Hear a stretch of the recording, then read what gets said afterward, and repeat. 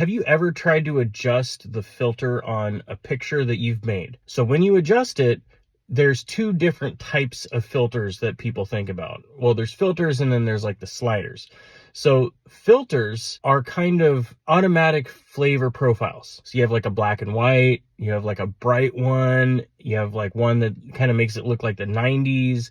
And then there's like different textures that you can add. There's like embossed and stuff like that. These are like pre-combined flavor profiles. So if you make pico or salsa, it's like those types of pictures down below that like adjust, like automatically adjust the flavor. You put pico with chicken, it's going to be different than if you put a curry sauce with chicken. It's still chicken, but the curry sauce is going to have a different impact on the flavors than the pico is. That's what I mean by those pictures. Now the sliders are a bit different, and this is when you start getting closer to chef territory, because a chef understands how to manipulate the sliders on the dish in order to create their own filter. Acidity might be something like brightness. Saltiness might be more like vibrance or saturation. It may even be color. Pepper could be sharpness. You adjust the sliders in order to make the picture overall look good.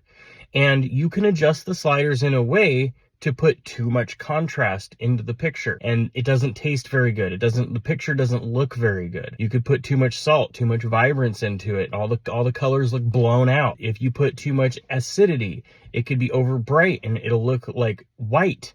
Everything will look white. A chef knows how to adjust those sliders in just the right way. Not just putting pico with a dish, but maybe what kind of pico, and even when they're building the pico, how much acid do they put? How much do they brighten the flavors up? How much freshness from the cilantro do they add to the pico to give it that fresh kind of summer feel? Are they going to change the pico and throw mangoes in it or pineapple for some of that acidity? How many tomatoes do they use? How much heat do they put in? Do you want a subtle amount of heat, or do you really want to be punched in the face with heat? Do you want like a little tiny bite of salsa that's super strong that kind of gets you like, oh my God, and then there's something else on the plate to balance that heat out? These are the kinds of decisions that cooks will make every day. And not just chefs, but cooks. There's plenty of cooks out there that know how to change these flavors and make them what they are.